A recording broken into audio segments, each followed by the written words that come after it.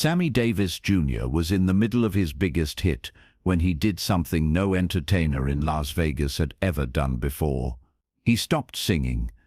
The music died. The spotlight stayed on him as he stared down at four men in the front row, four men that everyone in Vegas knew you didn't challenge.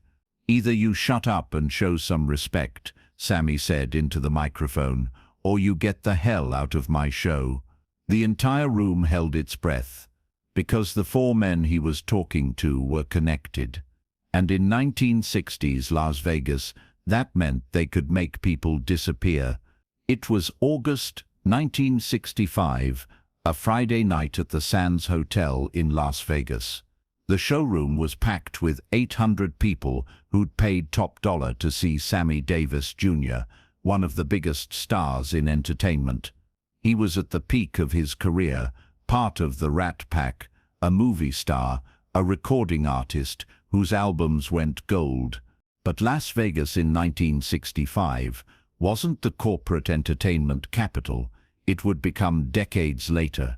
In 1965, Vegas was run by a different kind of businessman. The casinos weren't owned by corporations. They were owned by men with connections to Chicago, New York, and Kansas City. Men who didn't appear on any official paperwork, but who controlled everything that happened in this desert city. That night, sitting in the front row, center section, were four of these men. They'd arrived together at 9 p.m., after the dinner crowd had settled in. The maître had immediately given them the best table in the house, the one he always kept reserved for special guests. The kind of guests you didn't say no to. One of them was in his 60s, distinguished-looking, wearing a perfectly tailored suit that probably cost more than most people made in a month. Another was younger, maybe 40, with slicked-back hair and eyes that never seemed to blink.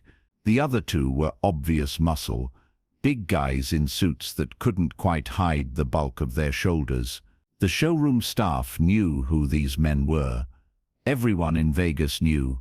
They were connected to Sam Giancana's operation out of Chicago, part of the network that had helped build Las Vegas from a desert town into an entertainment capital.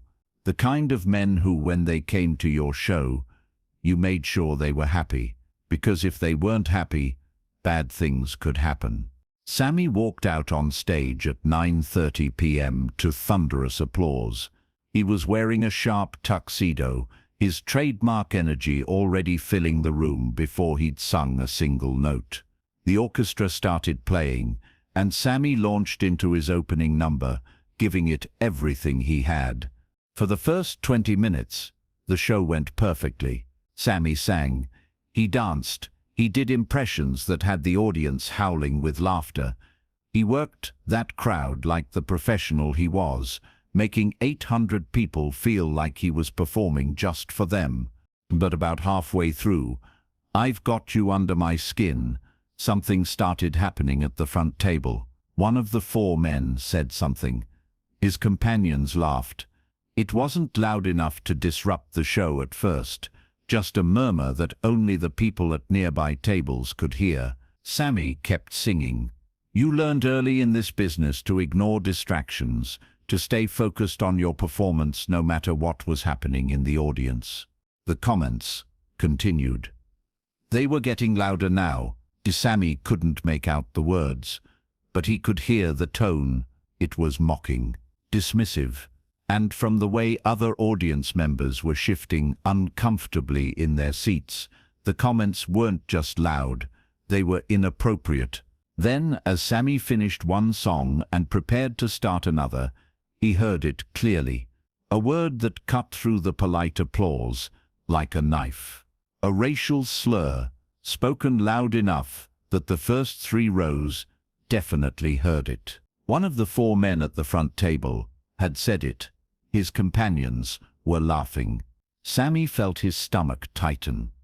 He'd heard that word before. He'd heard it his entire life. On the street, when he was a kid. From soldiers when he was entertaining troops. From audience members who thought that buying a ticket gave them the right to insult the man on stage.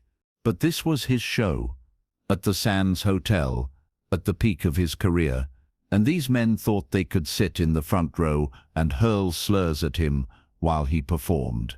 Sammy started the next song, but 30 seconds in, the comments started again. This time, it wasn't just the slur. One of the men made a comment about Sammy's eye, the eye he'd lost in a car accident years earlier. The table erupted in laughter. The audience around them was getting visibly uncomfortable. People were looking at each other, unsure what to do.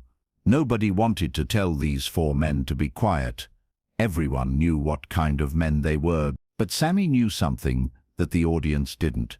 He knew that he'd spent his entire life being disrespected, being made to feel less than, being told that his talent didn't matter as much as the color of his skin. He'd performed in hotels where he wasn't allowed to stay as a guest. He'd entertained audiences who applauded his performances and then refused to shake his hand. And he was done accepting it. Sammy stopped singing mid-verse. He turned to the orchestra and made a cutting motion with his hand. The music died immediately. The entire showroom went silent, confused about why the show had suddenly stopped. Sammy stood at the center of the stage, microphone in hand, staring directly at the four men in the front row. "Gentlemen," he said, his voice carrying clearly through the now silent room, "I'm going to need you to do something for me." The four men looked up at him. The older one, the obvious leader, had a slight smile on his face, like he was amused that Sammy was addressing them. "I need you to either show some respect," Sammy continued, "or I need you to leave, because I'm not going to stand up here and perform while you sit down there and insult me." The room was so quiet, you could hear people breathing. 800 people were watching this confrontation unfold, knowing they were witnessing something unprecedented. Nobody stopped their show to call out hecklers, and nobody called out men like these. The older man's smile faded. He leaned back in his chair, studying Sammy with cold eyes. "You talking to me?" he said, his voice heavy with a Chicago accent. "I'm talking to all four of you," Sammy replied.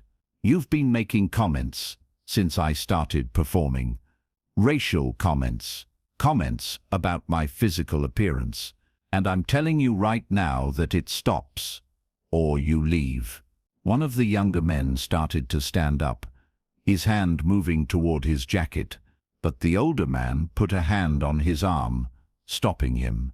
"Sit down," he said quietly. The older man stood up slowly, deliberately. He was shorter than Sammy expected, but there was something in his posture that made him seem bigger. This was a man who was used to being obeyed, used to having his way.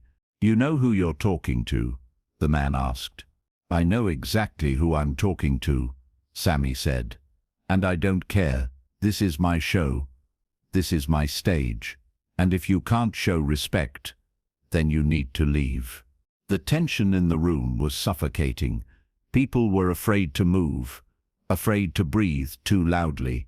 This was the kind of moment where someone could get hurt, where a situation could explode into violence. The older man stared at Sammy for what felt like an eternity. Then he looked around the room, seeing 800 faces watching him, waiting to see what he'd do. He looked back at Sammy standing on that stage, holding his ground despite the obvious danger. Something shifted in the older man's expression. It wasn't fear.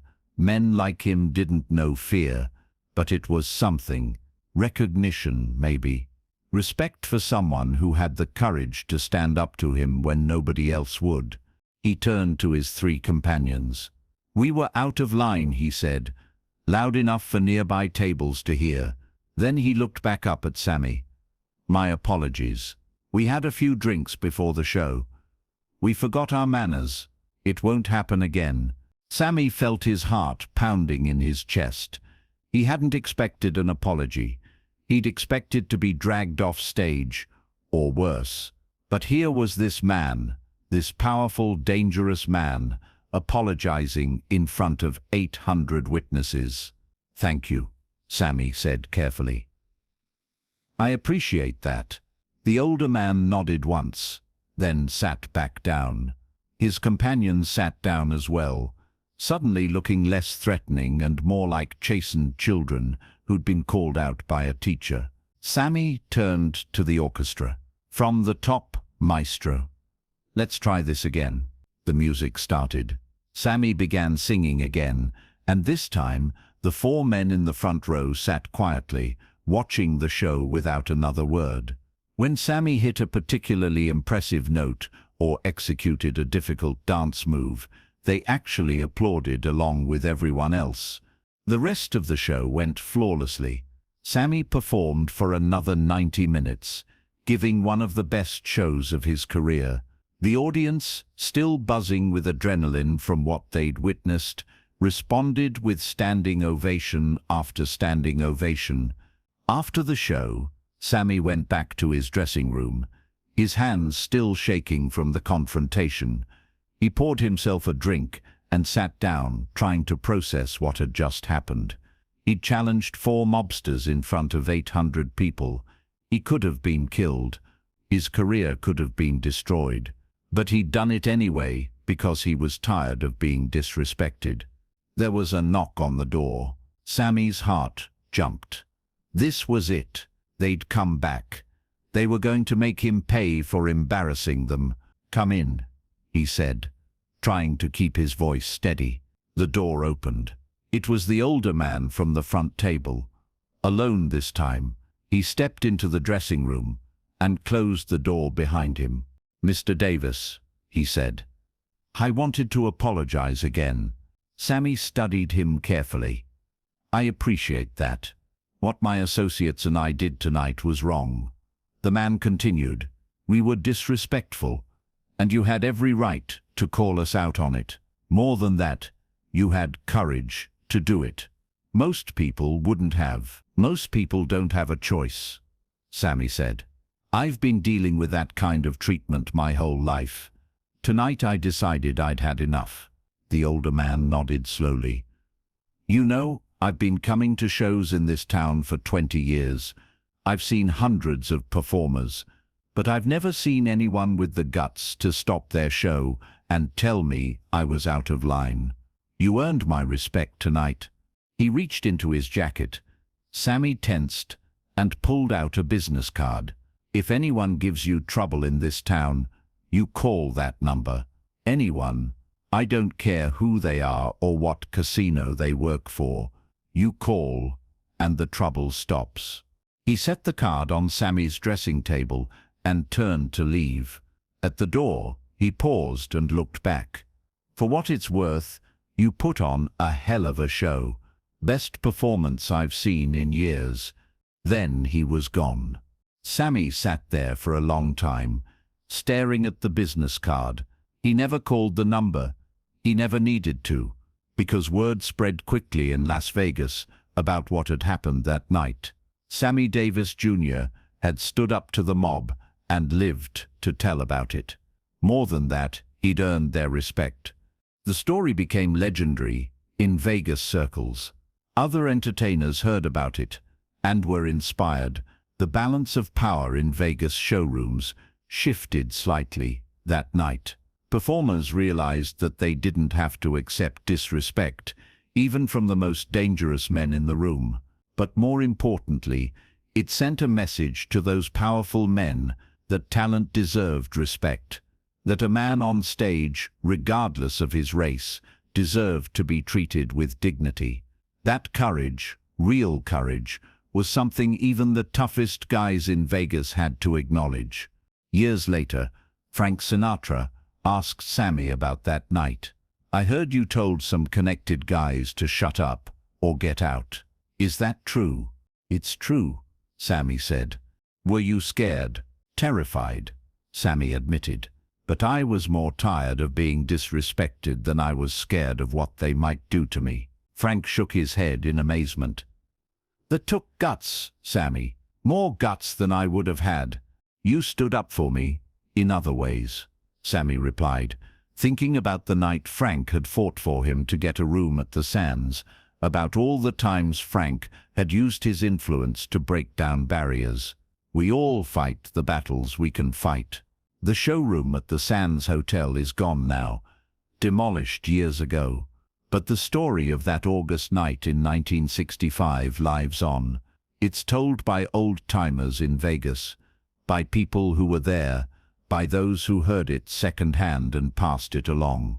It's the story of a night when a black entertainer, standing alone on a stage, faced down the most dangerous men in Las Vegas and won, not with violence, not with connections or money or influence, but with courage, dignity, and the simple demand for respect. If this story of courage, standing up for dignity, and demanding respect moved you, make sure to subscribe and hit that like button.